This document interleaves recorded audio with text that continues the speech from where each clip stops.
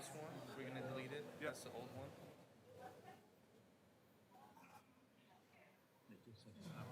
Stop for a second. Sorry. That's the If old you one. delete that, that's the old one. Okay, there should be one other one. This is the old one. Yes, that's the old one. We're gonna delete this. And then from the download, we got this, the budget calendar on the updated one, which is 6.04. And we're gonna put it on.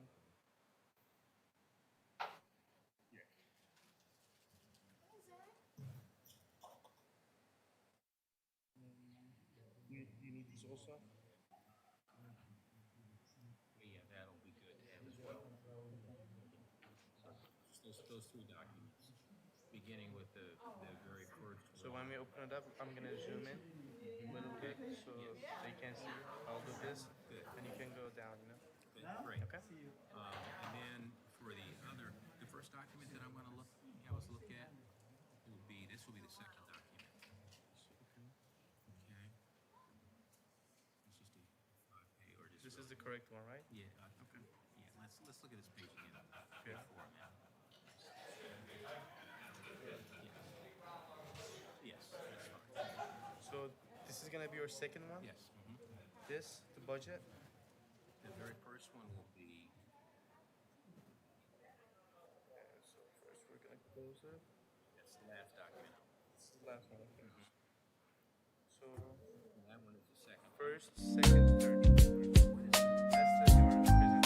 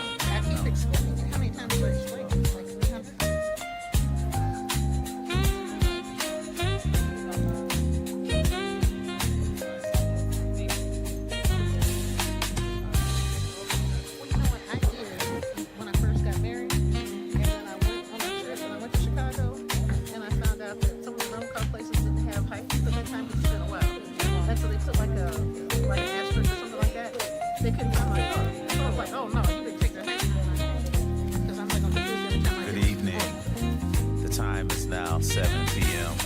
and the February 10th, 2026 Joint Executive Governing Board for the Normandy Schools Collaborative is now in session.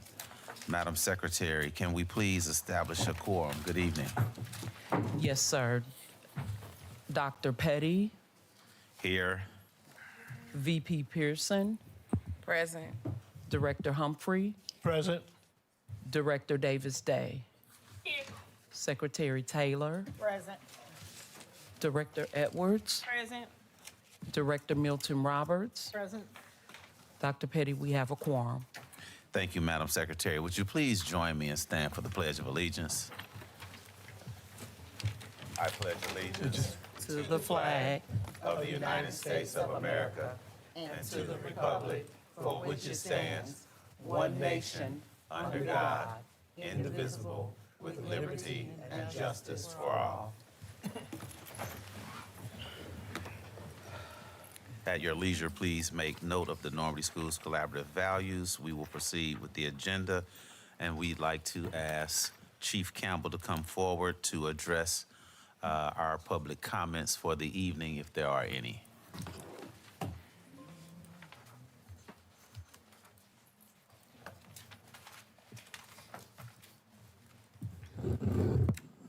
Good evening, Mr. President, members of the board, ladies and gentlemen.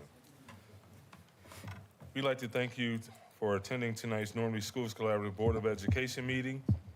Before we begin, we will review the importance of conducting a productive and orderly meeting. For those community members in attendance who have signed up for public comments, please come to the podium when the board president calls your name. Out of respect for everyone in attendance, yelling, foul language, props, visuals, and addressing the audience are not permitted. Public speakers may not identify staff or students by name. In addition, audience members are not allowed to speak, yell, or cause any disruption during public comments. This ensures the Board of Education is able to listen and transition to the next speaker. The remainder of the meeting is designated for the board to work with the superintendent and staff to conduct the work as outlined in the agenda. Patrons who stay in attendance for the remainder of the meeting after public comments do so in an observatory role. Please note that those who disrupt the meeting in any capacity will be asked to leave and may lose the opportunity to attend future meetings. We again like to thank you for attending tonight's board meeting, and now we will proceed with the agenda. All right, we'll ask one last time, are there any public comments? We do believe this is a very important part of the board meeting, and we like to always make sure that time and space is made available to hear from our constituents. Seeing that there are none, we would like to move forward then with item 5.01 on the agenda, recognitions. We'd ask Christopher Trahan, the district's communications director, to please come forward with recognitions, and Vice President Pearson will join him at the podium for those recognitions. Good evening, Board President Dr. Petty, members of the board, scholars and families who are here in attendance. We'd like at this time to invite the scholars to come up to the front who are going to be recognized this evening. We'd like to take a photo as I read out the recognitions.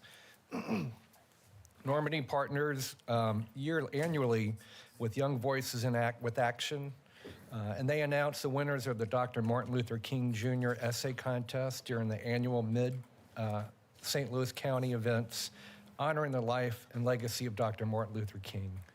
The ceremony was held on Monday, January 19th at Barack Obama Elementary School. Awards were presented to students in the elementary, middle, and high school divisions in recognition for their outstanding essays.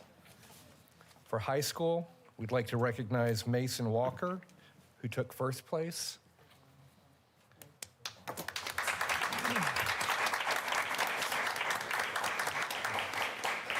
Khalees Maladano, thank you, who took second place. Mia Burnett, a ninth grade, who took third place. From middle school, would like to recognize Raylene Reese, who took first place for her essay. Breland Brandon, who took second place in sixth grade.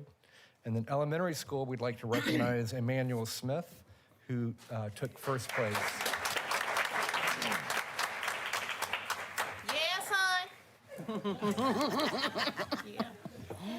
The winning essay answered the question, true education, intelligence plus character. What does it mean to you? Reflecting students' thoughtful perspectives on Dr. King's enduring message and importance of character alongside academic achievement. Of course, this would not all happen without the strong partnership we have with Mr. Farrakhan Shagag. If he is here, we'd like to invite him up as well. his tireless work in organizing this annual event and for his commitment to including both the district and our scholars. We'd like to congratulate everyone this evening.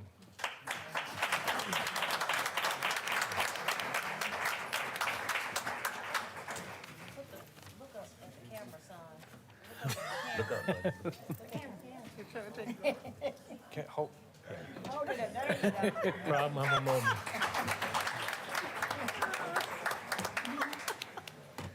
Can somebody take a picture with my phone? Right. Thank you. I appreciate it. You know that's right. Can you say two of them and Director Edwards, can you send me one too? All right. Look at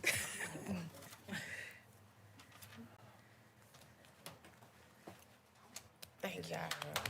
Let's give our young people another round of applause. Yeah, daughter. Thank you, Director Trahan, and we do want to recognize in his absence Farrakhan Shigag and the great work that he's doing and the leadership that he's showing in our community. Yes. Before moving forward with the agenda, Madam Secretary, we need to entertain a motion to approve the agenda Yes, sir. So moved. Second. by roll call vote, Madam Secretary. Yes, sir. We have Director Humphrey, who motioned to approve the agenda. We have Director Edwards, who second. And now for our vote, Director Milton Roberts, Yes. Director Edwards, Yes. Secretary Taylor, Yes. Director Davis Day, Yes. Director Humphrey, Yes. Vice President Pearson, Yes. and Dr. Petty. Yes. The yeses have it. Thank you, Madam Secretary. At this time, we'd like to hear from the building leadership, the principal from Washington Elementary School for an update.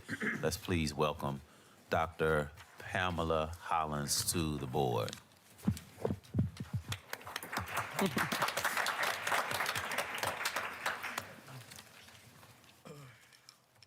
Greetings to the board, to our superintendent in his absence, to all stakeholders. I am Pamela Hollins, principal of Washington, and I am here to share our school update with you.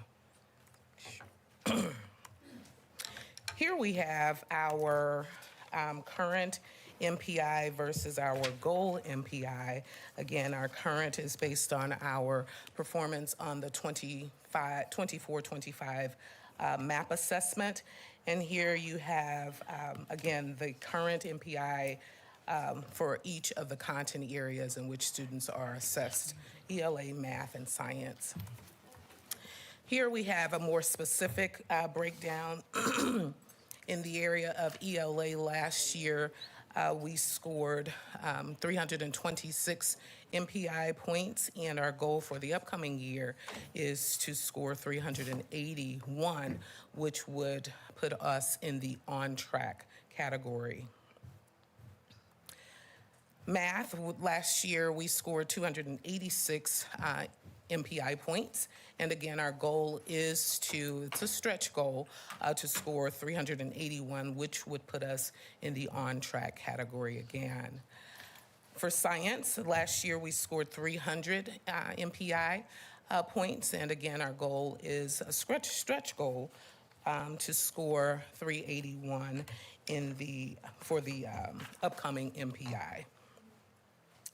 How do we plan to do that?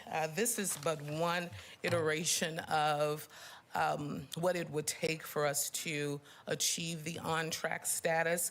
Again, this is but one. We have several iterations in our school, but this is one that kind of spells out what it would take for us to achieve that status in the area of ELA.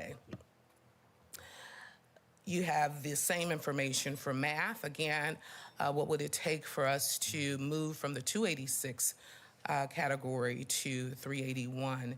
And here you have that, an example of what it would take. And the same for science. Some instructional strategies that we're employing at our building are listed here. Small group instruction, after school tutoring. We have data cycles. The district is administering MPI assessments. Of course, engaging our students and parents. attendance initiatives, competitions, and celebrations. Accountability measures, we have our instructional coaching staff. We have Solution Tree instructional coaching support. Our guiding coalition is active. I conduct daily walkthroughs. We have our weekly PLCs. We are assessing student work via exit tickets. We are supporting students with the acquisition of student discourse, celebrations. We're monitoring our attendance, and we are constantly working to increase our student and parent engagement. Finally, we have our proportional attendance rate. At the time of completion, we were there about 67%, and that equates to 154 of our students who are coming to school 90% of the time. Oops, I'm sorry. Oops. What did I do? What did I do, guys? Did I hit the, oh, there we go. And some things that we're doing to monitor our attendance. We have launched our parent advisory group. We have regular communication regarding our proportional attendance goals. We have weekly attendance audits with teachers. We have students who are receiving IAPs, which are individual attendance plans, and we're monitoring those. We are offering support to our families through our counseling, therapist, family engagement support, and also where needed, where applicable, we have students who are receiving 504 plans. This concludes my presentation. I'm happy to entertain any questions that you may have. The chair recognizes Vice President Pearson. Good evening, Dr. Holland. Good evening. You said that you have the independent attendance plan. How has that process been going since it's been implemented? It's going. It's going. So it is. It is launched through our attendance clerk and our social worker, and so. It's part of our attendance plan, and so we have had some parents who've been cooperative and some who've been less than cooperative, but it is about engaging our parents around the importance of attendance. And so it is a new initiative that we've launched, but we are seeing some traction. We had some parents who were a little hesitant about at first, but through constant communication, they are coming on board with it. And what is your biggest challenge during this plan? So when we looked at our trends around attendance, there's several. We have parent work hours that are conflicting with school hours. We have health concerns. We know that influenza is wreaking havoc on all of us right now, so that's a big issue. Asthma is a big issue. Transportation. So we were trying to find out if there were specific trend lines, and it's just kind of scattered. So again, with the work hours, that's a big one. We've offered, we've talked about daycare services and things like that, but that really doesn't meet the need of our families, because if I have to be at work at 3 o'clock, then I don't get off work until later in the evening. Some parents work overnights, and so when they get home, they fall asleep, and so we have, students who are arriving to school late. So we've had several things going on. So that's the feedback that we've received from our families. Thank you. You're welcome. The chair recognizes Director Milton Roberts. You mentioned that you were doing, I'm sorry, I didn't follow. You mentioned that there was tutoring that was a part of your process. And I was wondering if you could share with me a little bit about how you're doing that. Are you doing before school, after school, weekends? And also, just so I'll ask the whole question, what are we doing to sustain any gains that they make over the summer, i.e. what's happening with summer school and what's happening with just learning over the summer in general? So, excuse me, with tutoring, of course, it's voluntary, well, not voluntary, but our teachers can opt to tutor or not. And so they choose students based on iReady data. That's one criteria. We also look at attendance and we look at effort. At Washington, we stress the importance of safety, respect, responsibility, and effort. And so students must demonstrate those characteristics during the school day in order to be considered for after-school tutoring. So we use that criteria. Teachers use their iReady data to plan, to make the tutoring plan. They can choose to tutor 1 day up to 3 days a week. Math and or reading. Students who are eligible for transportation do receive the activity service. But we have a really good response from parents. Even those who do not get bus transportation, they make arrangements to pick up their students. And so you asked about summer school. So right now we are in the process of meeting with parents of students who we categorize as students of concern. And those are students who are not demonstrating proficiency in either of the core subject areas. And so once those students are identified with our counselor, we develop a plan for them, monitoring those things. And April, May, then we will issue a decision as to whether or not the student will be promoted, retained, or recommended for summer school. Okay. So you mentioned that the teachers make a choice as to whether they want to tutor or not, and then they can do that 1 to 3 days. Do you have enough tutors for the number of students that we have that are, that need remediation as it relates to reading and math? Well, when you look at our MPI scores, we know that many of our students could benefit from tutoring. So the need, I'm sure, outweighs the staffing capacity. Keep in mind that we have a very young staff in terms of experience. And so we have been growing our staff to that ability to be able to manage after-school tutoring, the number of students that they can effectively manage. So all of those things are taken into consideration when we talk about tutoring. Also, we look at teacher performance. We look at evaluations, walkthroughs, and all of those things are part of the criteria for a teacher to be eligible to tutor. So to answer your question, do we have enough tutors? Of course not. So we work with the individuals that we have. If more tutors could be sourced, would that be something that would be of interest to you? Perhaps, Ms. Milton Roberts, the idea of tutoring does sound appealing. However, we at Washington, we are working on several initiatives to build student stamina. Our students are really struggling to work independently. And so when we look at the school day, and if they're struggling to demonstrate that stamina during the school day, extending the day, what do we expect that to net from them? So right now, for the last, I'd say about 4 to 6 weeks, we have been rolling out, if you will, a plan to increase student stamina.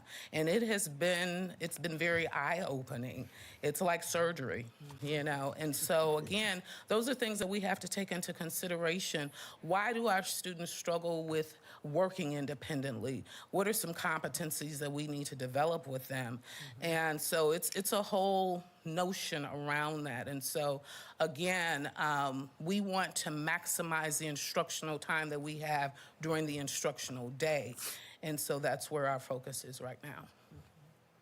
One last question. So again, still kind of focusing in on the tutoring, I agree with you on the, I think our students have to develop, I'm going to call it grit, okay? Being able to, just really lean in. And I do believe that extending the learning day may be a little bit of a challenge. What if you had the ability to have tutoring or tutor support to pull out or push in during the day. Would that be something that would be helpful to you? That would be fantastic. You know, again, when we look at our student data, the deficits lie with the students. How do we increase student performance? And so we need to really go to the nucleus of the issue, and which is student performance.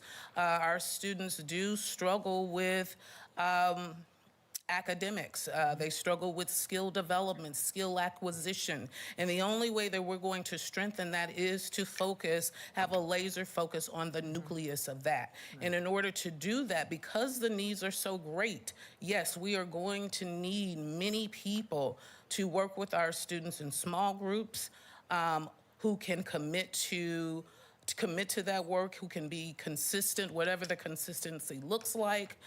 But all of those components are, I think, are necessary if we're going to see movement at the student level. Okay. I have a couple of resources that I'm sorry? I said I have a couple of resources that I will share with you that might be Fantastic. helpful. Fantastic. The chair recognizes Director Humphrey. Good evening, Good evening. and thank you for your presentation. I know I looked at the MPI data, and I know one of the numbers you said was kind of a stretch. I also noticed that you said that there were several things that you're doing, the professional learning communities being one of those things. I'm interested to get insight from you in terms of what have you learned from the professional learning communities that gives you a better understanding of what the characteristics are of kids that are in Tier 2 and Tier 3, which is below, basic and below. What kinds of things have you learned through the PLC about that group? So one of the outcomes is the student stamina. And so that was an initiative that was spearheaded by our guiding coalition. Again, student stamina. Our students really struggle with acquisition of basic skills.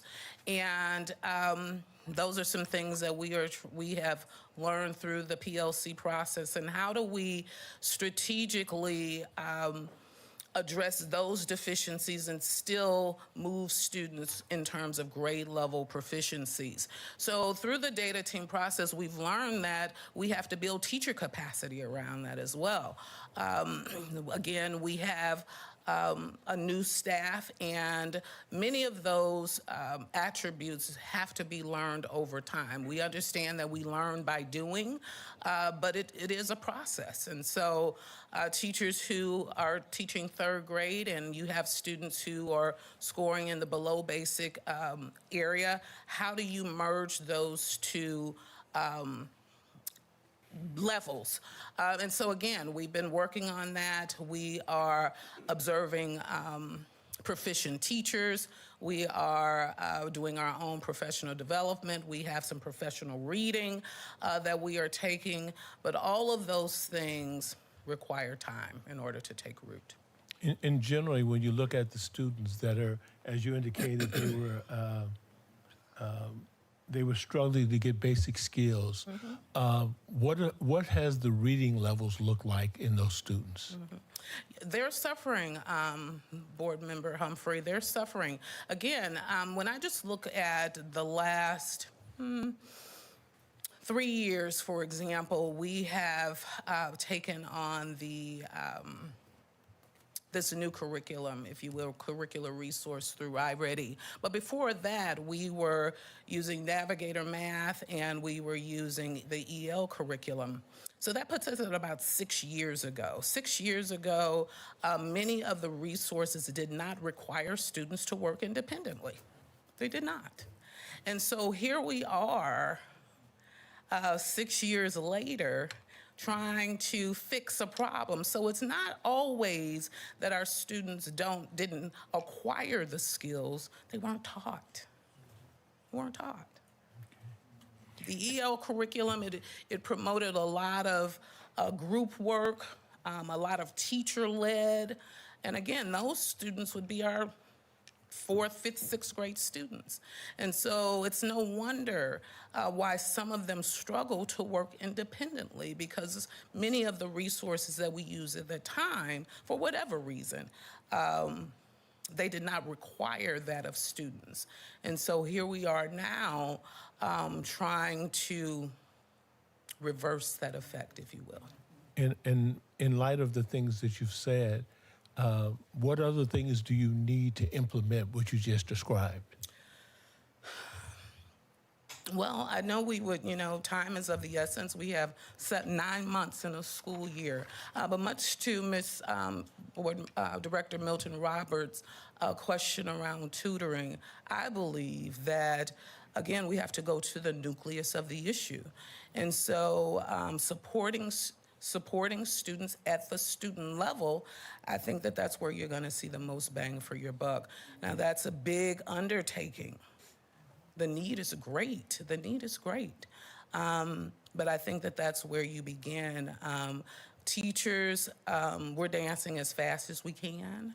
And we cannot put another thing on the shoulders of teachers. The needs are so great. And we are doing our PLCs, we're doing all of these things, but the concern is at the student performance level. So I think it would behoove us to allocate resources to the student performance level. And when you talk about allocating resources, and I know that, do you have any dollar amount in mind that your school would need? I do not. Okay. I think it's too big. Hey. It's beyond any budget I've had. Well, the thing I've often said with budgets, all budgets are organizational visions in numerical form. Mm-hmm. And so whatever direction we're trying to get to, those numbers need to be able to support that vision. Mm-hmm. And so at the end of the day, school districts are about students. They're not about adults. Mm-hmm. And so if you say that we want to be student-centered to give that student-level support, we have to start carving out, when you start talking about the MTSS systems and what the staffing needs are to implement that, we need to be able to look at that, because with budgets, budgets are stop-start. If you're going to start something else has got to stop. Mm-hmm. And so at the end of the day, if we're trying to focus on children, we need to make sure we know what we need to get, how much it's going to cost, and let's go get it. Because at the end of the day, these are the students we have. We don't get a new set. You're right. Now, the other piece, this will be my final thing, as you talk about reading, in particular, talk a little bit about reading comprehension as a part of that puzzle. What does that look like? Well, before we get to reading comprehension, we have to understand, need to know how to decode. We need to know how to encode. We need to understand vocabulary. And so all of those components make up comprehension. And so again, when we look at our student data, we've been looking at phonics, phonemic awareness, and the like. And so those are some areas that are definitely deficient. So again, before we start talking about comprehension, we have to build stronger foundations around vocabulary, students' ability to decode, encode, and Do you currently have teachers on staff that are dedicated for reading only? I do not. Okay. I don't have any other questions. I have. Chair recognizes Deanna Davis. Thank you. Good evening. Good evening. I do have one question. Mhm. I need you to clarify that you do not have pull-out, push-in services right now. Pull-out, push-in services, we have through Special School District Resource, we have pull-out services through Special School District Resource. So not just tier 2 and 3 students. We do have an interventionist, Dr. Morrow, who focuses on our tier 3 students, and so that is a pull-out initiative. Okay. Thank you. You're welcome. Thank you, Principal Hollins, for your presentation. My pleasure. Principal Hollins? We have to move. I just have a quick question. Okay. I'm sorry. Given that you shared the challenges with us, what are we doing differently with summer school? I know you said that you're going to invite some students to come, but it sounds like a bulk of the students need to come. What are we doing differently to, number one, get the students excited about coming? Number two, to focus on the things that you're talking about. And number three, to do it differently so that we can make some inroads over the summer months. Have we looked at extending the amount of time? Have we looked at formatting it differently? What are we doing differently? I mean, I sometimes I get kind of stuck because we're doing the same thing over and over again. So what are we doing differently since I really appreciate the way that you've broken that down. We know what the issues are. So what are we doing on Saturday? What are we doing after school? What are we doing in the summer? What are we doing differently? There was a summer school meeting held today, and I think that some of those issues were addressed. I'm not sure if the totality of the plan has been developed, but I do believe that those who are part of the planning are taking those things into consideration. Okay, that's all I have. Thank you. Thank you, Principal Hollins. We're going to move forward to item 6.02, the iReady mid-year report.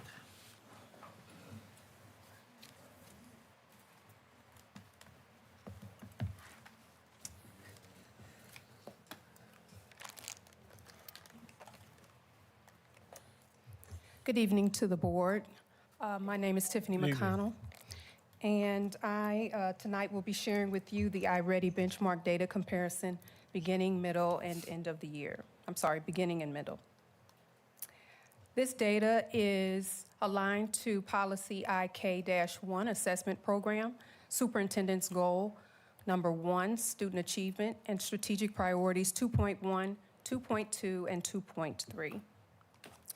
The iReady assessment is a norm-referenced assessment that includes criterion-referenced features that allows us to understand how students compare nationally and identify students' strengths and weaknesses. The iReady assessment is administered 3 times a year. It generates data that gives us our overall proficiency levels, specific skill level performance, growth measures, and instructional recommendations aligned to students' needs. Here you see district reading beginning of year versus middle of the year. We see some movement towards on-grade level performance with slight increases in students who are early on or above grade level. At the same time, a significant portion of students remain 1 or more grade levels below.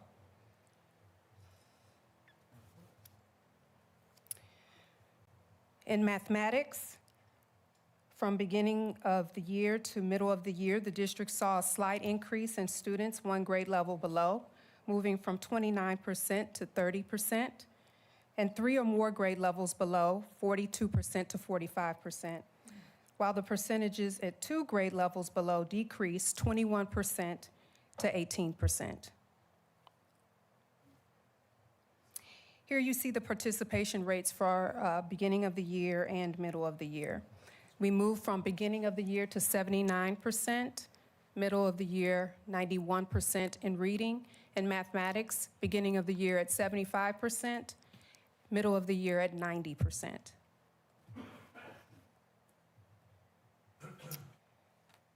In kindergarten reading, from beginning of the year to middle of the year, there are shifts upwards in on-grade level performance, moving from 16% to 29%, and early on, 5% to 23%, while the percentages 1 grade level below greatly decreased. In K mathematics, we see the same growth with a significant decrease in 1 grade level below and an increase in early on grade level. In first grade reading, you see a slight decrease in 2 grade levels below and a slight increase in early on above grade level. In mathematics, you see decreases in 2 grade levels below and an increase in 1 grade level below, 61% to 71%.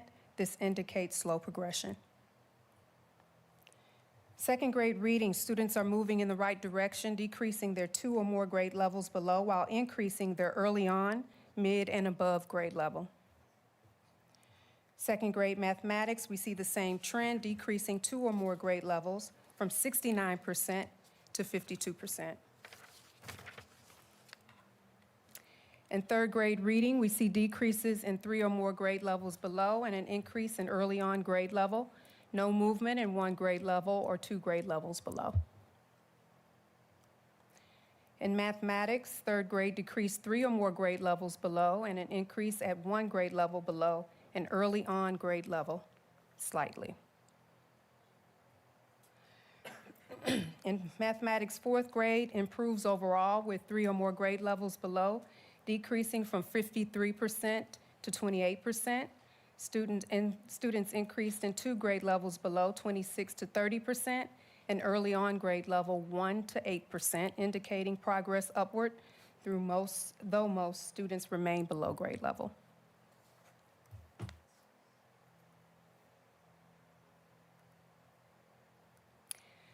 Fifth grade reading shows modest improvement with increases in mid-year above grade level from 2% to 7% and early on grade level 5 to 8%.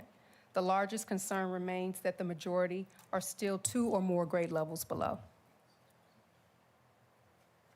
Fifth grade mathematics shows a similar pattern with slight gains in the upper bands, but the largest share still below grade level.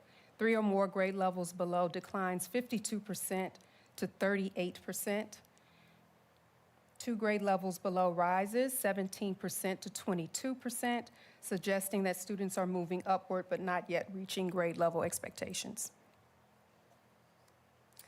Sixth grade is a major concern. We have 64% of our students who are showing up at 3 or more grade levels below in reading. Sixth grade mathematics shows the same concern. The largest group stays in 3 or more grade levels below, increasing slightly, 58 to 61%.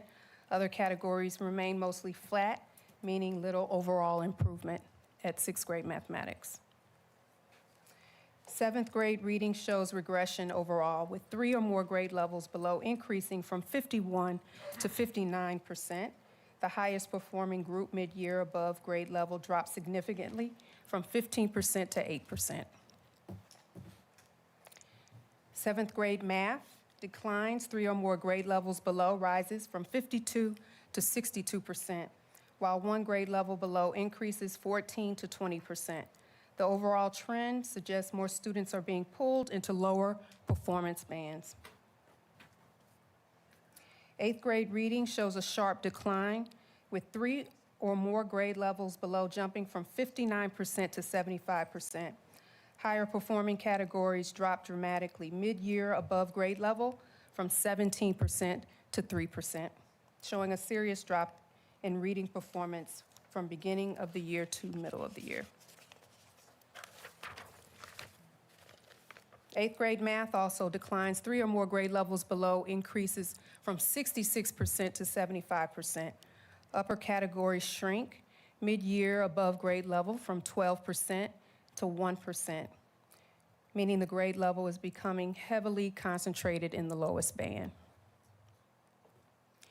Ninth grade reading shows very slight improvement, with 3 or more grade levels below staying about the same, 56 to 55. Small increases in mid-year above grade level, 13 to 17%, suggest some positive movement, but overall performance still shows the majority below grade level. Ninth grade math declines significantly. 3 or more grade levels below rises from 67% to 75%, decreasing in early on grade level, and mid-year above grade level indicates students are falling further behind in math over time. 10th grade reading shows a slight increase in students below grade level, with 3 or more grade levels below rising from 63 to 66%. Minor shifts occur in the middle categories, but the overall picture shows little growth and continued high levels of need. 10th grade math shows a major increase in the lowest band, with 3 or more grade levels below increasing from 61% to 87%. At the same time, higher categories drop sharply, showing a significant decline in math performance from beginning of the year to middle of the year. 11th grade reading declines, 3 or more grade levels below, increasing from 71% to 79%. Students in higher categories remain very low overall, indicating widening skill gaps. 11th grade math declines as well, 3 or more grade levels below, rises from 74% to 87%. Most other categories shrink, meaning students are becoming increasingly concentrated in the lowest performance level. 12th grade reading is stable overall. 3 or more grade levels below stays at 75%. Beginning of the year and middle of the year, minor shifts occur in the middle categories, but overall there is no meaningful improvement. 12th grade math remains extremely high in the lowest band. 3 or more grade levels below is 90% beginning of the year and middle of the year. Here you see our typical and stretched growth rates. The median percent progress towards typical growth is 45% in reading. This typical growth is the amount of growth that is expected over the course of the year. 42% in mathematics. At this time of the year, we should be at least 50% in both mathematics and reading. Big picture strength, our elementary grades show the most improvement, especially in reducing 3 or more grade levels below. Big picture concern is our middle school and our high school. Those grades show flat performance or even a decline, especially in mathematics. After reviewing this data, it's very clear that our instructional systems need to be tightly aligned and consistently implemented. The good news is that these are adult-controlled variables, so it is solvable. The first step is naming the root causes. We see variability in instructional quality that suggests an opportunity to strengthen consistency in our instructional leadership across all of our schools, but in particularly at the middle school and the high school. We must continue to strengthen our instructional leadership across our schools. The curriculum alignment must be in place. We must teach at grade level expectations. We cannot remediate our way out of this. Scaffolding is very important as well. Classroom feedback and PLCs must be in place. Principals must ensure that their staff is functioning as a PLC and data team process is being practiced with fidelity. What that means is that teachers are observing the data, they're creating inferences, they're creating hypotheses, they are looking or identifying the misunderstandings that students have, any misconceptions that they have, conducting root cause analysis, and then aligning instructional strategies to those root cause analysis and going back into the classroom and employing those instructional strategies. We have many teachers that are working very hard, but however, the data indicates that there are gaps in instructional capacity. We must maintain academic rigor. The scaffolding is a very important piece because we do need to accelerate learning. We must be very intentional with the instructional supports that we give our students that are 2 or more grade levels below. We have to give them access to grade level content and rigor. And so that is very directly in line to the planning and preparation of instruction. Teachers must use data to inform their instruction. That's part of that data team process where there's a very deep data analysis being conducted at that time. Attendance, there really isn't any strong instruction that can overcome missed instructional days, particularly at our secondary level. Our students must come to school. Our department, the C&I department, intentionally tracks how instructional coaches spend their time and monitors the impact of that work. For example, what percentage of teachers are using our district curricula? What percentage are performing high on focus indicators on our walkthrough tools? What percentage are using the BTC principles? In addition, we review the data to understand what factors may be impeding the impact of coaching, such as classroom management or teacher resistance. What we see is that the majority of our coaching time is spent engaged in the coaching cycle. So our coaches are observing teachers, they are modeling for teachers, they are shadowing or co-teaching with teachers and co-planning with teachers. The data also indicates that planning is currently inconsistent across classrooms, and instructional scaffolding for students performing below grade level requires strengthening. These are the foci for our instructional coaches. Effective implementation requires strong daily operational structures that support instruction and assessment at the school level. I want to highlight 4 concrete steps that we're taking that are very explicit in our district's accreditation plan. Strengthening instructional leadership expectations, testing environment. We're asking that the testing environment be conducive to assessments that mirror state testing conditions with active teacher proctoring. Throughout, our secondary data had significant increases in 3 or more grade levels below and significant decreases in mid and above grade level, which would suggest that there may be some issues with testing validity. Again, PLCs and data teams must happen weekly, data consults, and we are continuing to provide principal professional development. We have clear attendance interventions, and monitoring must be in place, and defined accountability cycles through our walkthroughs, not only for compliance, but that we're actually giving teachers actionable feedback and following up on that feedback. At this time, at the behest of the superintendent, I want to share updates on Phase 1 in our district's accreditation plan. Phase 1 update, accreditation, stabilization, and control, key actions and deliverables. Phase 1 of the accreditation plan has been deliberately structured to establish immediate control, clarity, and discipline around the district's APR trajectory. The focus of this phase has been to eliminate ambiguity, tighten systems, and ensure that every school and department is operating from a shared, non-negotiable set of expectations tied directly to accreditation outcomes. The district formally issued an accreditation sprint directive, signaling a shift from routine operations to an accelerated outcome-driven posture. This directive clarified that accreditation is not a parallel initiative, but the organizing framework for all district work. As part of this shift, weekly APR command meetings were launched to create a standing high accountability structure for monitoring progress, resolving barriers, and making rapid adjustments. These meetings serve as the central decision-making and escalation forum, ensuring that data, not assumptions, drive our actions. To reinforce urgency and transparency, the district published an accreditation countdown calendar, clearly outlining critical milestones, submission windows, and internal checkpoints leading to the APR submission.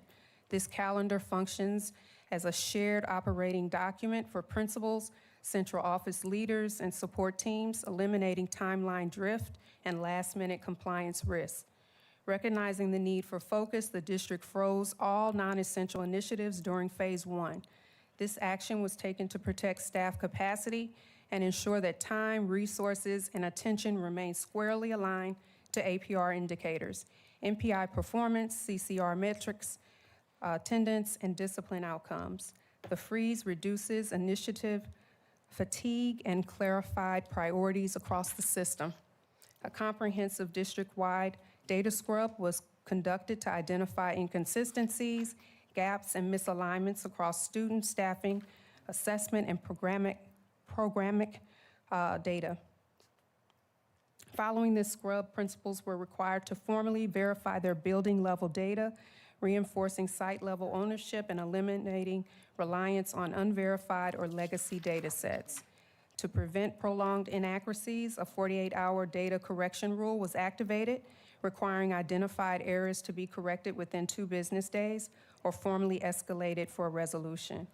Collectively, these Phase 1 actions have established a disciplined operating environment, restored confidence in the district's data integrity, and created the structural conditions necessary for improvement work to translate into measurable APR gains. Phase 1 is now complete, with the district's position to move from stabilization to targeted acceleration in Phase 2. Upon the superintendent's return, he will be able to answer any questions or provide any clarification regarding Phase 1 update of our district's accreditation plan. At this time, I open up for questions regarding the iReady data and/or feedback. The chair recognizes Vice President Pearson.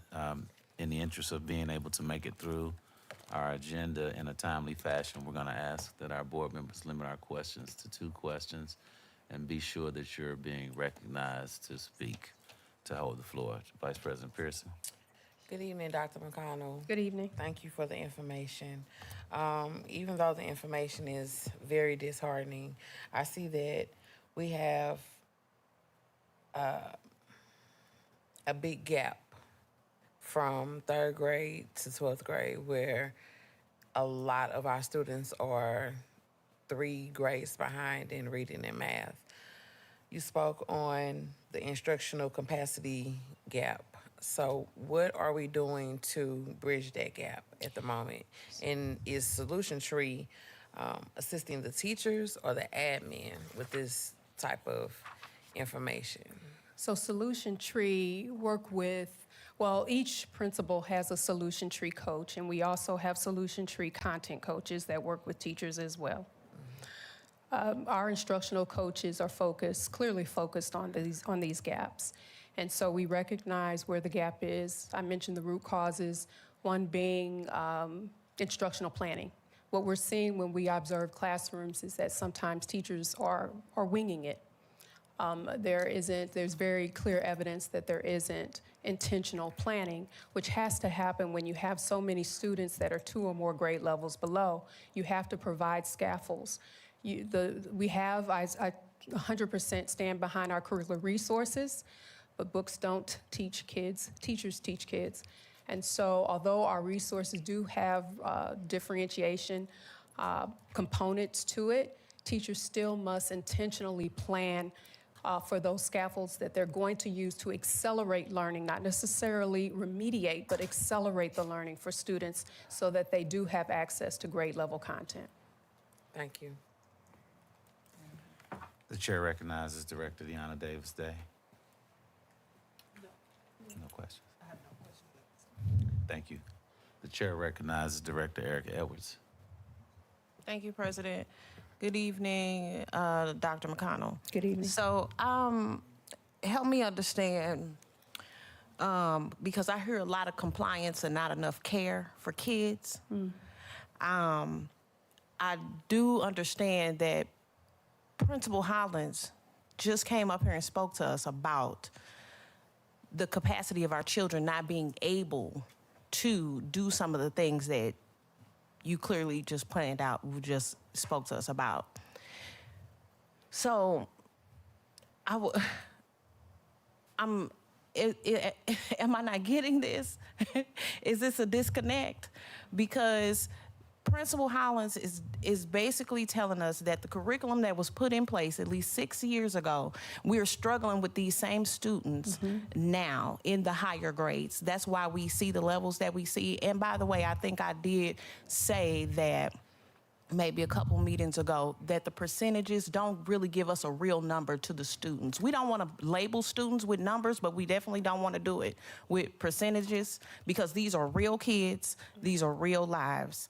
So please help me understand, what are we going to do as a district to move the students? Because obviously our elementary principals and leaders understand the assignment.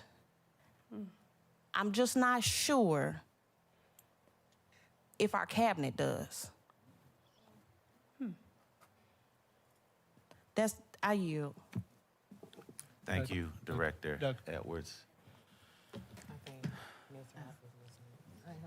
I'd like to recognize. Go to chauffeur.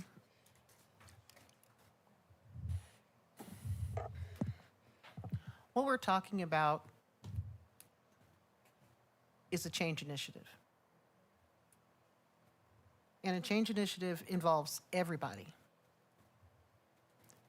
And I'm very concerned, as is Director Edwards, that I hear this plan of what we're going to do to the teachers and what we're going to do to the principals.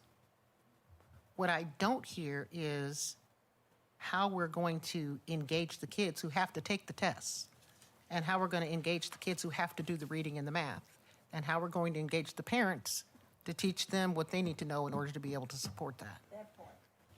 And so, in order to do a change initiative, you have to understand the change that you want to make, and I think we all understand that assignment.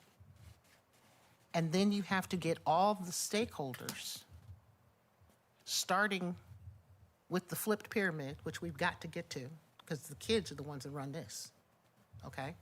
So what is it that the kids need? Have we looked at the culture and climate? Have we disaggregated the data to see if Dr. Payne's students who are coming out pretty much on grade level, are those the same kids that we're talking about in 12th grade? Have we disaggregated that data? Because I don't think they're the same kids. And if they're not the same kids, then that means that there's remediation, I would think, that need to happen every time one of those kids that's not our kids comes into the district.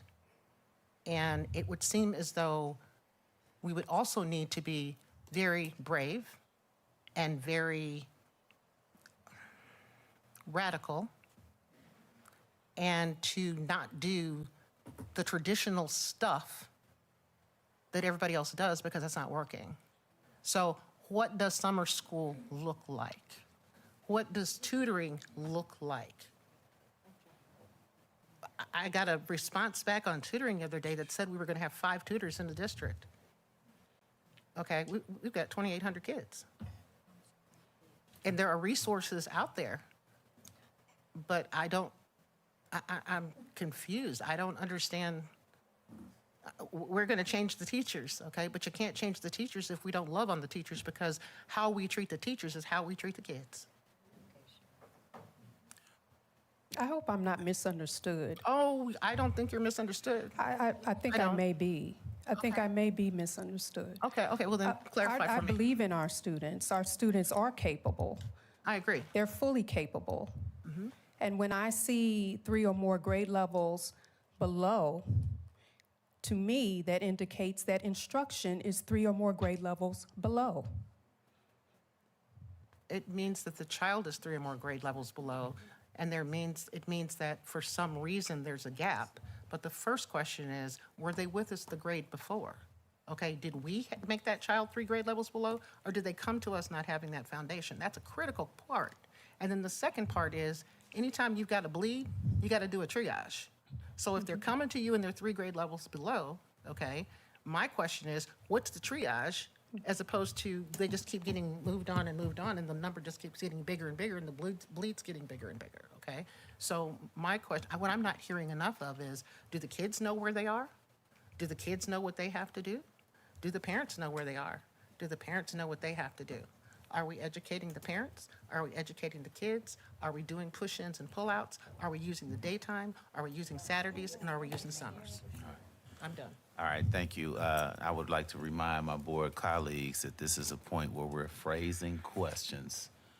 There'll be time enough for comments. Let's make sure that we're being courteous to the individuals at the podium and ask a clarifying question, please.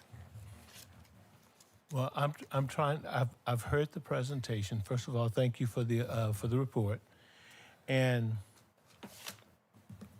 I'm trying to understand from your presentation where the intersection is between teacher support and student support. And the reason why I asked that, as you went through the entire presentation, you talked about the things that were needed to equip the teachers, whether or not it was through solution tree, professional learning communities, data teams, et cetera, et cetera, et cetera. But we just heard a presentation from a principal that says the kids are needing decoding, encoding, vocabulary, they're needing reading. We don't have reading teachers. And so I'm trying to find where's the intersection between the support for teachers and the support for students, because I didn't hear that in the presentation, because everything I saw was things necessary to equip teachers. And if you remember months ago, and I'm going to say this and I'll be done, I made the statement that we can, wherever and whenever, educate all children that are of interest to us. We already know more than enough to get it done. The only thing that remains is, how do we feel about the fact that we have not done it already?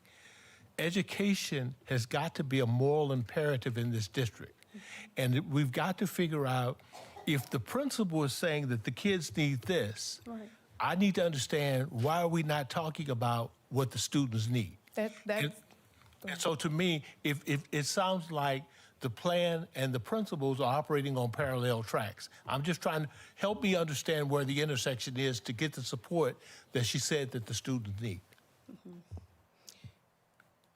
The teachers are the ones that are teaching the students. If the students need foundational skills, if they need conceptual understanding in mathematics, we have to ensure that the teacher that's standing in front of them is capable of giving them that type of instruction. And so if we find that we have teachers that are not, we have the PLCs in place. That is part of the job-embedded professional development, where teachers collaborate, they are with our instructional coaches, and it's really about learning. They begin to learn how to implement those strategies that address the needs of our students. And I guess, as I listen to that, I just want to know, how do we accelerate movement among our kids? Because I keep seeing the same data, the same kids that are basic and below, but I don't see the movement that goes along with the plan. How do we jumpstart the plan to get more student outcome? By way of, when I talked about scaffolding, we noticed that our teachers are really struggling with teaching students that are below grade level work.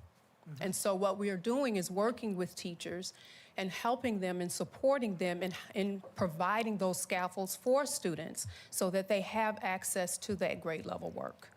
Okay, but, okay. Thank you, Director Humphrey. The chair recognizes Secretary Taylor. Good evening. Thank you for your presentation. I would just like to know, is there a particular root cause for our students? Because it looks like by the time they hit 6th grade up through 12th grade, they're declining in reading. And that's a concern. Math, by the time they get to the 6th grade, they're declining. So is there a root cause, that something that's causing our children, once they get to that 6th grade, that they begin to is it that they stop learning?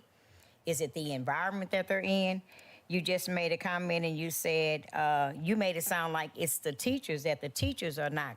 To me, it sounded like that the teachers are not qualified to teach. That's not what Okay, that's not what you said. No, okay. not at all. Okay.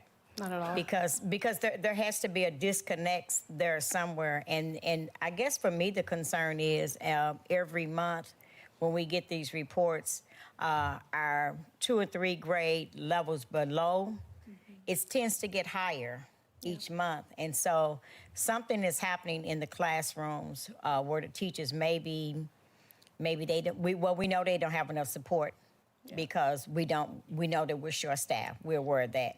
And so they don't have the support. So there has to be something that's happening within the schools, within the classrooms, where the children, all of a sudden, once they get to that 6th grade level, then they tend to drop off. And that's, for us, I guess my concern is, how do we allow a student to graduate from high school if they're not able to read? And we see that. We see that happening. So, like I said, I'm just trying to find out what is the root cause. What's causing our students, once they reach that 6th grade level, instead of them learning and their ability to learn expanding, it begins, because you keep saying it's decreasing.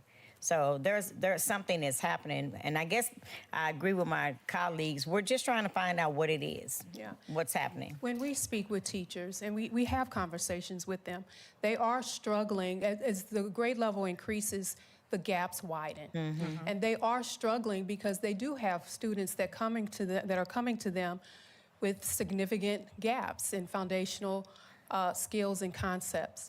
And so what we're doing is we're working with them with how do you decrease the gaps, how do you accelerate learning while still holding them accountable for grade level work. Okay, and one last question. I guess looking back when they decided to do the middle school and they moved the students into the 6th, 7th, and 8th grade, could you say that could be a part of the cost? Because it seems that once they reach the middle school, their mindsets, their learning, everything begins to change. So is it maybe we could have kept them in the elementary schools I would have throughout to sixth look grade? at that Okay. a little further before I give you a definitive answer. Thank you. Yeah. Did you have any comment? The chair recognizes Director Edwards. Thank you. And I want to apologize because what you hear is fear. Okay?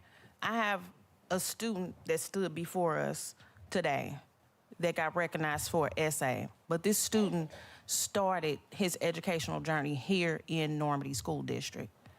So I am invested in making sure that not just him, but his friends get the best education as possible.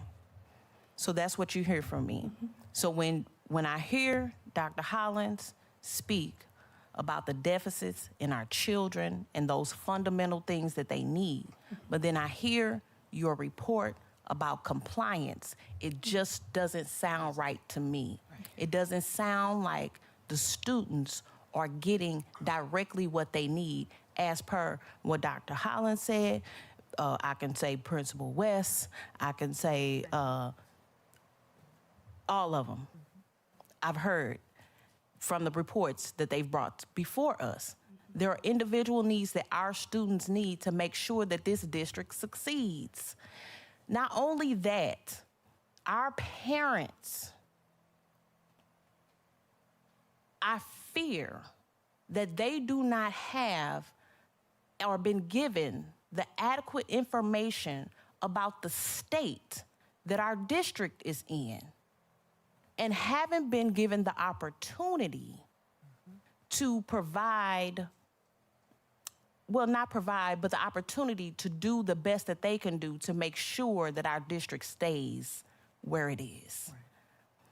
So when I hear your report, I hear things missing, and that concerns me, and that scares me. Right. It just does. Yeah. So I apologize. I bit. I'm sorry. But I just want you to really understand, as a parent, where I am. I'm frustrated. I've sat in this seat for 2 years. I've seen these numbers the same. That's hard for me to not see any change and understanding where we are as a district right now. I can no longer sit in this seat and not address the elephant that's in the room. We know where we are, but our parents really need to know where we are and what that means for their children. And I'm not gonna get into the rest of it, but that is it. That's just it. That's all. Thank you. In the interest of time, I know that we're very passionate about this subject, and it's going to take more than what we can address tonight in this meeting. And so we want to thank Dr. McConnell for her presentation. And we will find some time to re-engage around these and other topics with the superintendent and his cabinet. With that being said, I'd like to bring up KAI for the construction update, item 6.03.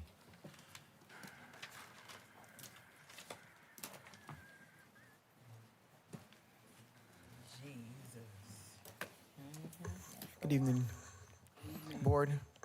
Good evening, cabinet. And Good evening. all right, I'm going to give a brief presentation in the interest of time. Thank you. No problem. All right, so we're going to talk about the Belnor Elementary School Classroom 202.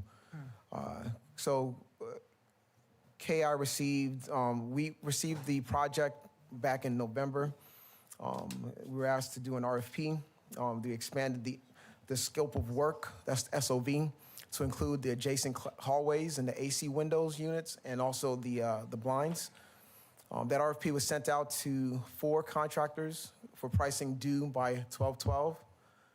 We received that pricing back, and then we did a bid analysis. After we did the bid analysis, we provided a recommendation to move forward with the apparent low bidder, which was Aspire. They provided we provided in that evaluation, that their number was going to be 128, and they're already under contract currently. And at Belle Noire, the renovation that's happening, we included into their scope that they have currently. This is going to be paid for by the insurance company, Gallagher Bassett. They have approved up to $200K for that scope of work, so we're well under that number. This extended Aspire's contract 45 days to the current contract that they have right now, and they'll be done April 15th. Aspire started their contract work already, and they're going to be done, like I said, April 15th. With that, are there any questions? We'd like to thank you for that update. Seeing that there are no questions, we appreciate your time and attention to these matters. Thank you very much. Thank you. Board members, in your packet, you do have the January board financial report. We're in conversations with the superintendent and Carlton Brooks, so he will not be making a presentation tonight, but you can review the material that's in your packet as it relates to the financial report. Here on the agenda, there are superintendent's comments. We just want to say that the superintendent is on a board-approved absence. We wish him safe travels. It is professional development that he is participating in. At this time, I'd like to entertain a motion to approve the consent agenda. It's in the,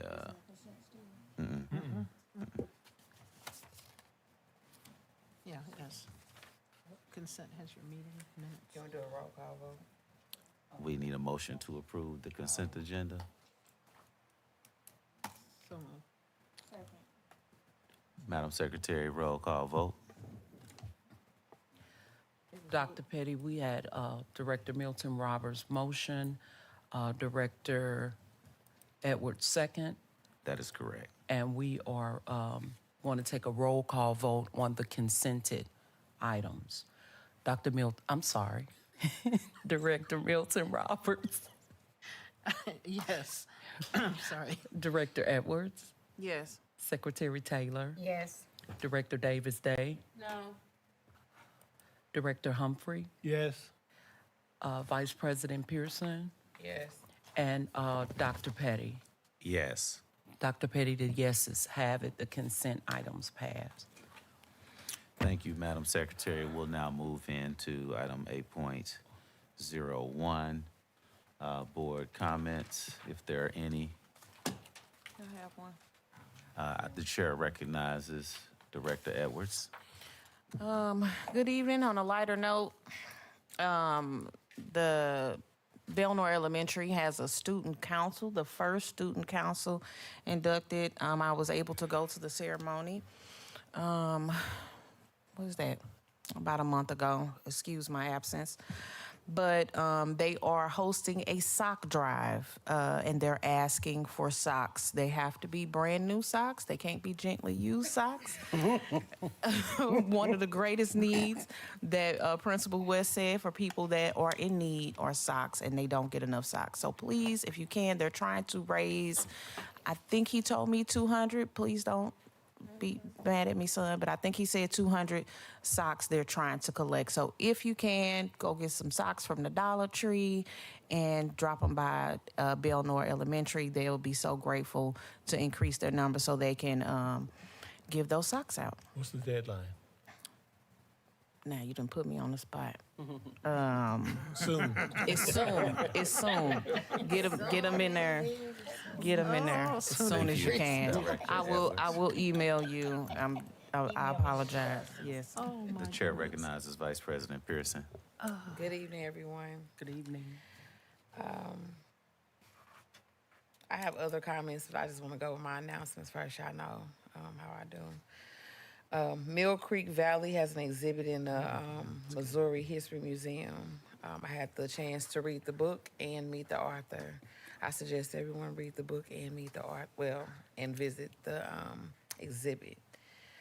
It's great history from our city, and I'm pretty sure that all of us can connect with it.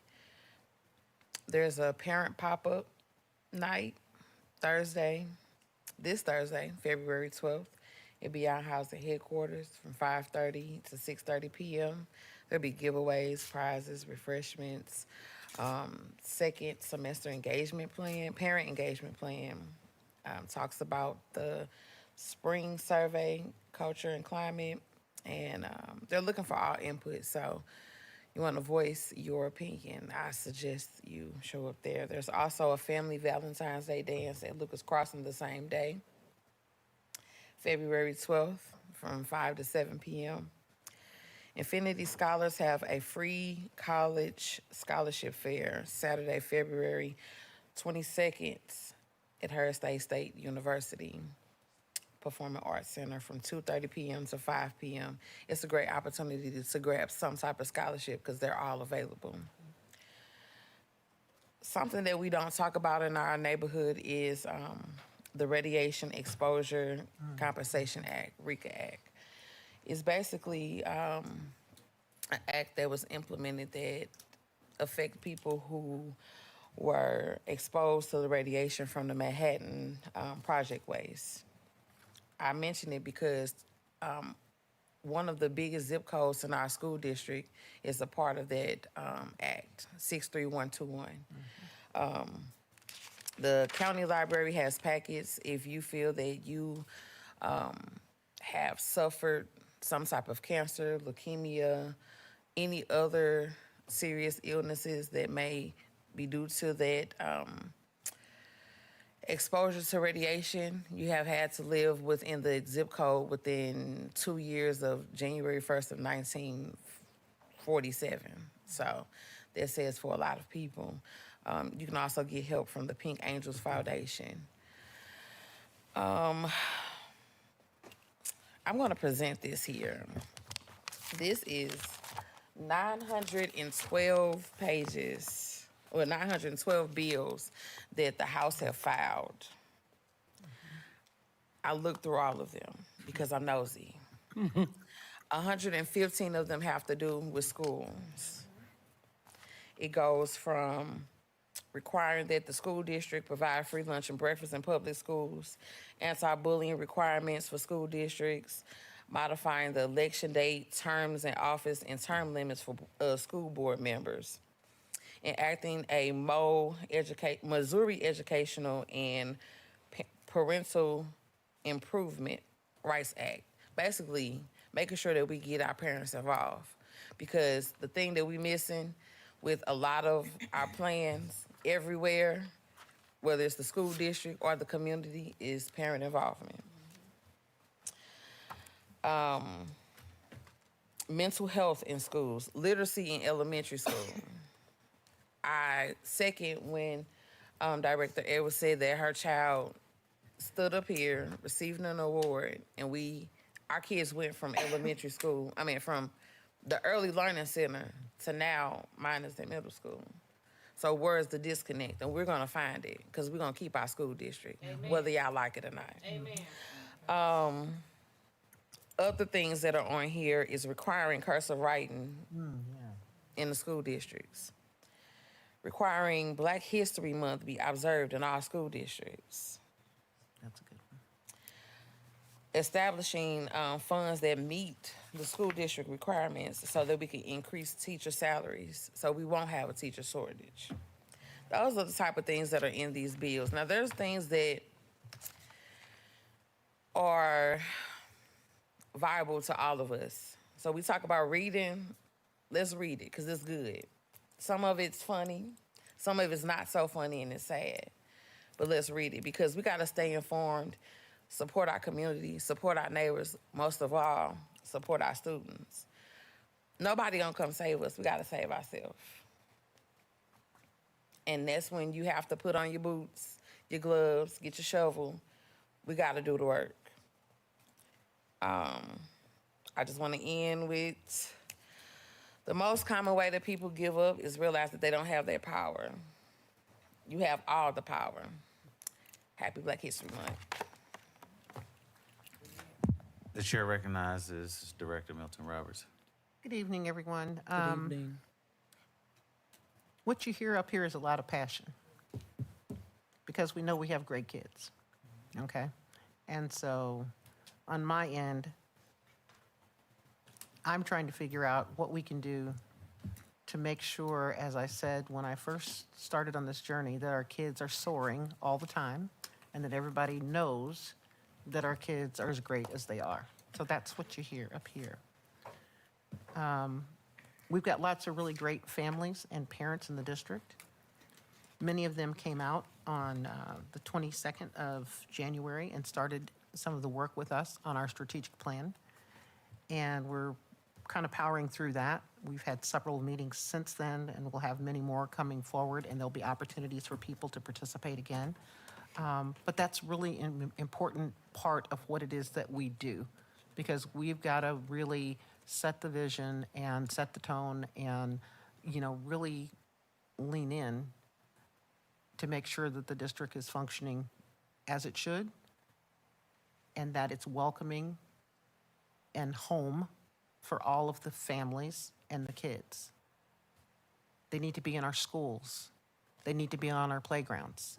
They need to be in our parking lots. They need to be on Normandy Schools Collaborative property so that they can feel as though they belong. Because when people feel as though they belong, they lean in and they do stuff and they ask questions and they grow and we build capacity. And that's what we need.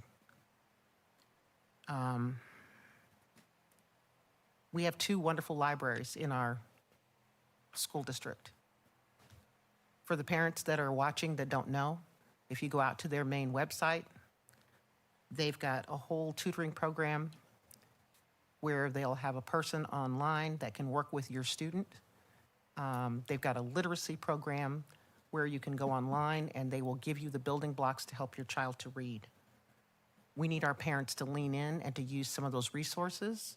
And we have some of those resources that we subscribe to as a district, and we need to make sure that we're getting those to the parents as well. It is our job, if we are raising expectations, to provide all the bootstraps and all the step stools and all the stuff that the parents need to get to that next level. Because we can't do any of this without the parents. We have a garden. It's called Wayside Garden. It belongs to Normandy Schools Collaborative. We had a meeting about the garden this past Saturday. It was a wonderful meeting. There were 20+ people there from the community. And Jossie, we appreciate the fact that he's added the garden and the building that's on the grounds to our comprehensive plan, so that we're looking at what is it that we want to do with that piece of property. But given some of the things that we've looked at today academically, there is a real need for our children to have an opportunity to get outside. There's a real need for our children to touch nature and to use that as a literacy and a math bump. And so we need to figure out how to do that. This is Black History Month. It's a real important month to me because it's only the month that we highlight Black history, because Black history is 12 months out of the year. But why it's so important is that we need to be telling our kids what we have done, helping them to lay a path for what we need them to do, and then giving them all of the support they need to get there. They all have the ability to soar, and we as the adults have to make sure that they can do that. And so nobody can get tired, nobody can get frustrated. We're gonna talk at each other a little bit, but we have to do that to get to what it is we need to do for the kids. So happy Black History Month. And know that we're going to be here supporting.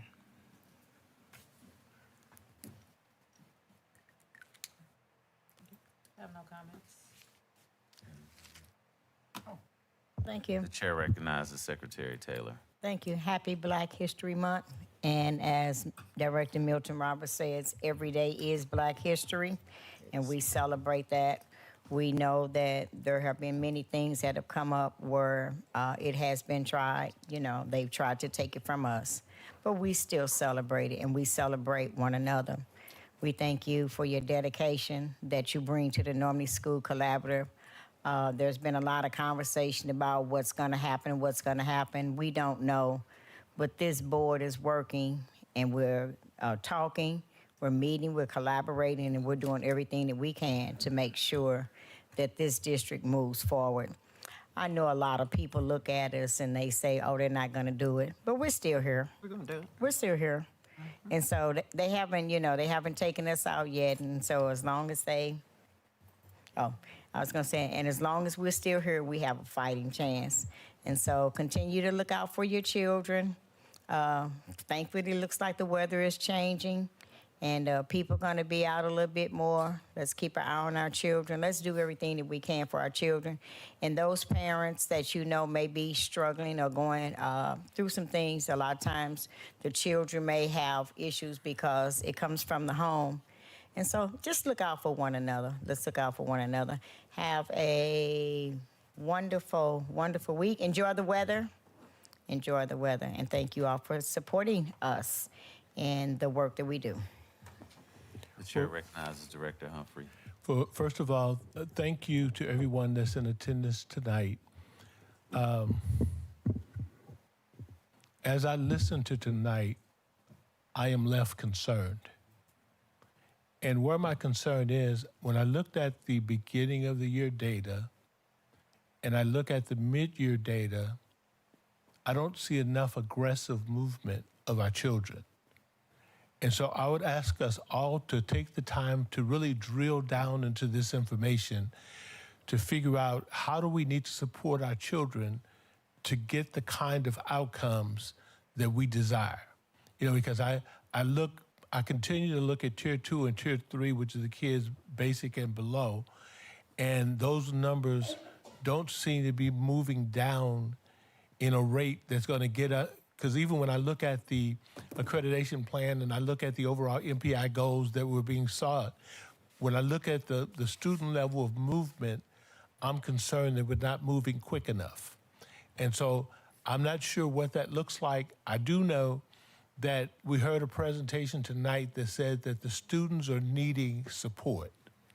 And so I know that we're putting a lot of effort into teacher support, rightfully so. I understand that because of our teaching force, 72 of those teachers are international, but they're all certified teachers nonetheless. I know that, there's a lot of work being put into teacher capacity, but I think the same level of effort put into teacher capacity must be put into effort of student support. And so as we get ready for looking at budget amendments, I am very concerned about why we don't have tutoring. I know we had something that said there was 5 interventionists, but with the number of students that we have underperforming, 5 interventionists is inadequate. And so as we look forward to do budget amendments, I am looking for the kinds of things that clearly show us that students are getting the necessary supports they need, whether or not it's teachers' aides, pull in, pull out, whatever the support needs to look like. We need to be able to put our money where our mouth is to support our kids. Thank you. We do have in the audience tonight a student who has been waiting patiently to be recognized. He's at the restroom right now, but he's here with one of his mentors. Farrakhan Shigag is here, and we'd like to have him come up and be recognized as well. Y'all better leave the baby alone. Come on up, Brother Farrakhan. We have a certificate for you. Chris, you want to present this? That's what I said. Y'all better leave my buddy alone. Children, they always got to go at the wrong time. It's 9:30 at night. He's supposed to be at home in the bed. It's only 8:30 now. It's only 8:30. Same difference. No, it ain't the same difference. It ain't the same difference. It's about 9:30. I want to be in the bed. Let me work on that. I want to be. You can turn it on and off. Yeah, no. And then you up at 6 in the morning. It'll be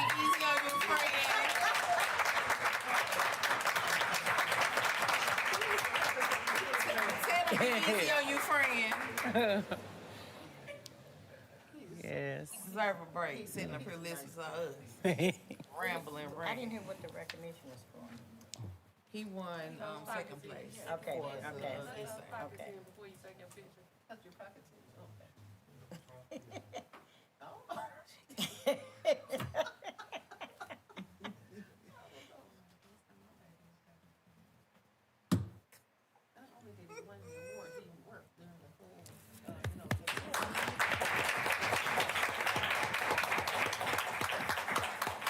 Thank you.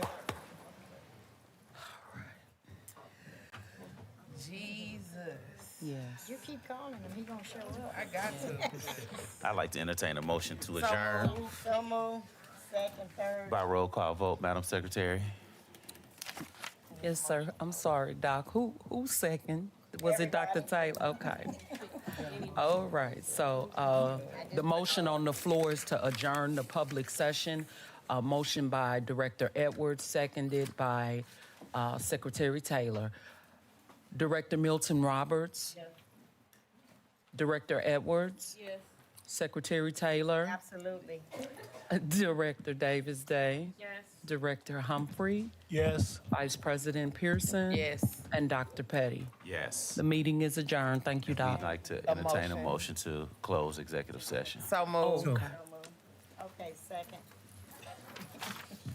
And roll call vote. I'm sorry. Give me 2 seconds. The first was Pearson And Taylor. and Taylor. So, Dr. Petty, the motion on the floor is to close executive session. It was motioned by VP Pearson and seconded by Secretary Taylor. So, Dr. Petty, Yes. Vice President Yes. Pearson, Director Humphrey, Yes. Director Davis Day, Yes. Secretary Taylor, Yes. Director Edwards, and Director Milton Roberts. Yes, sir. We're closed for the evening.